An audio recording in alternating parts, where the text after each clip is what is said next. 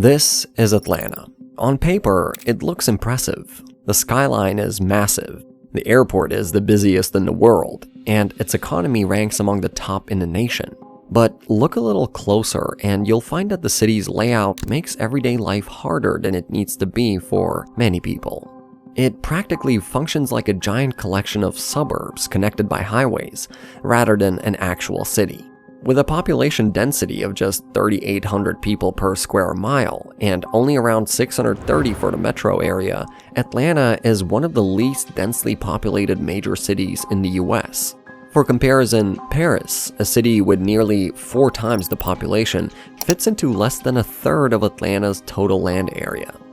With this in mind, you would probably assume that traffic wouldn't be a problem, but this is far from reality. In fact, traffic is among the absolute worst in the nation. On top of this, public transit barely scratches the surface. Housing is becoming increasingly unaffordable, and neighborhoods are spread so far apart that walking is almost impossible. So, how did Atlanta end up like this? And why does its layout feel like the exact opposite of how a city should work? To understand why Atlanta looks and functions the way it does, we have to go back to its origins. Unlike cities that grew around ports or planned urban centers, Atlanta started as a railroad hub, literally named Terminus, when it was founded in the 1830s because it was the southern end of the line for the Western and Atlantic Railroad. From the very beginning, the city's layout therefore revolved around connections rather than concentration. After the Civil War, Atlanta started to become the commercial center of the Southeast, and its population increased from about 9,000 people in 1860 to over 90,000 by the 1900s. But not with much order. Unlike the organic density of older cities like Boston or the planned grid systems of Chicago or New York, Atlanta expanded outward without a clear structure, a pattern that would only accelerate in the 20th century. By the 1950s, as the US embraced car culture and suburban living, Atlanta went all in. Highways carved through neighborhoods and projects like the Downtown Connector and I-285, the massive ring road encircling the city, made driving the default mode of transportation, while public transit was left as an afterthought. The result was a metro area that kept expanding and expanding without ever densifying. Well, except for downtown, of course. New developments kept pushing further into the suburbs, connected by more highways and interchanges. This can largely be seen in the population growth numbers. Ever since the 1960s, the city population has stayed pretty much the same, while the metro area has and still continues to increase rapidly.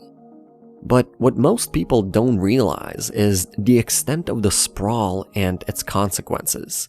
The Atlanta metro area stretches over 8,300 square miles, making it one of the largest urban footprints in the world relative to its population. To put that into perspective, that's almost as large as the entire state of Massachusetts. Just by looking at it from above, you can clearly tell that almost all of the land is taken up by cul-de-sacs lined with single-family houses, seemingly just scattered across the massive area without much planning. In many areas, the houses are even more spread out than in cities known for their sprawls like Dallas or Houston. The city's zoning laws have also made this worse. For decades, most of Atlanta's land has been restricted to single-family housing, preventing the development of denser, mixed-use neighborhoods. Even if someone wanted to live close to work or transit, zoning and limited housing supply make it difficult for most. This kind of layout also strains infrastructure. Roads, water, power, and public services have to stretch further and further outward to serve relatively few people, making everything more expensive to maintain. And for people looking to buy a home, this low-density pattern might make housing prices seem more affordable on the surface, which they have been for a long time. However, it also drives up the hidden costs of living. Longer commutes, higher fuel expenses, and the need for every household to own multiple cars. And that brings us to arguably the city's biggest problem: traffic.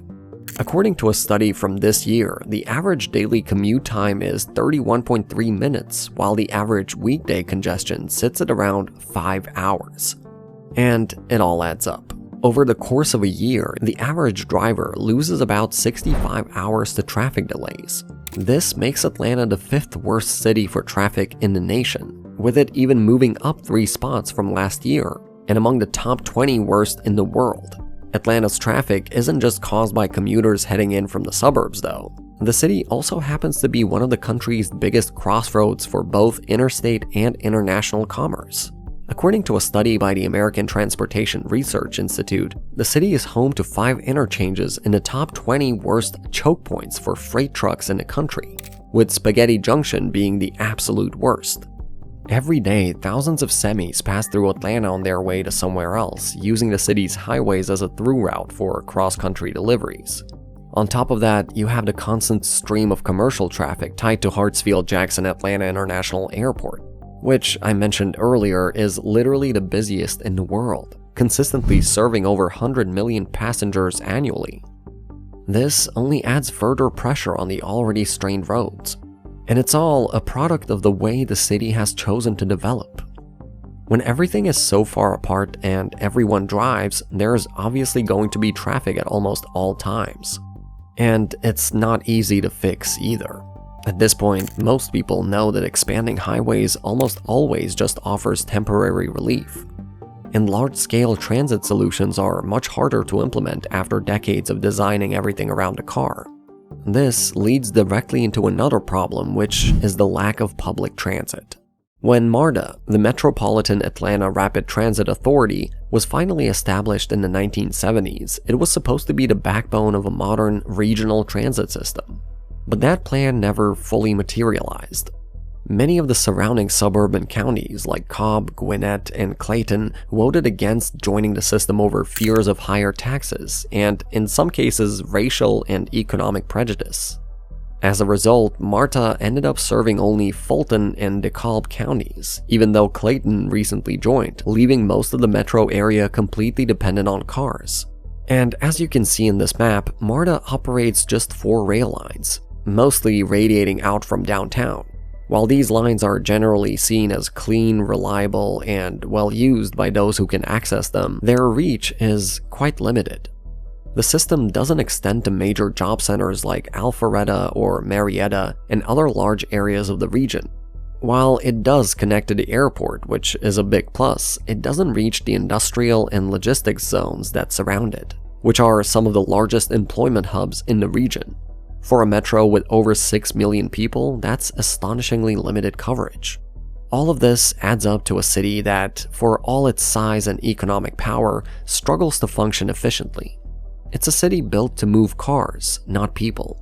And until that changes, Atlanta will continue to feel like a place where everything is just a little too far apart, no matter how fast you drive.